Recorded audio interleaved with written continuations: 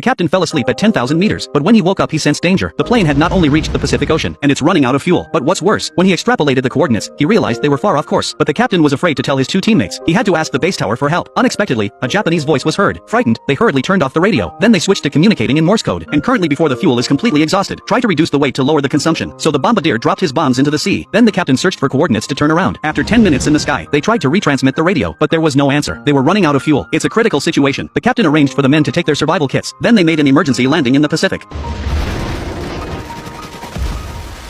The plane successfully landed on the surface of the sea, but the impact caused severe damage to the cabin. The sea is pouring in. The captain didn't dare to delay and escaped immediately. He stood on the wing and opened the life raft, but Will's seatbelt was stuck. No matter how hard he tried, he couldn't get it off. Soon he and the plane sank into the water. When the captain reacted, he realized the plane was gone. Luckily, Will was able to free himself before he suffocated, but before they could get to their life packs, the plane sank quickly. Just after swimming to the surface, the life raft was toppled by the captain. They worked together to flip the raft over. The space was too small. They lay down horizontally and squeezed together, but they could never have imagined Will experience a life worse than death. The sea is very cold at night, coupled with their soaked clothes. The three men were shivering, and all they could do was hug their arms for warmth. Despite the fact that they were in a life and death situation, Will and Mike slept through the night. They even played a game. They were optimistic that a rescue team would come for them. The captain, however, stayed up all night looking out to sea, afraid of missing any chance to call for help. However, just when they were about to despair, Mike suddenly saw a small black dot. As the black dot got bigger and bigger, they realized it was one of their own. The guys were so excited, they thought they could finally be saved, so they were waving their clothes around and shouting at the top of their lungs, trying to get the plane's attention. But the next moment, not only did the plane not notice them, it turned around and left. They watched the plane go further and further away in despair. They then realized that without food and water, how to survive in the Pacific Ocean. It became a big problem again. After the captain calmed down a bit, he arranged for an inventory of all the supplies. There was a pistol, 2 magazines, and a knife, and a 25-foot-long nylon rope. The rest was inedible. And what's worse, the life raft was made in 1937, and so they starved themselves into the night. In the middle of the ocean, they drifted aimlessly. By now, the captain was thirsty, so he took his shoe and got a glass of homemade beer.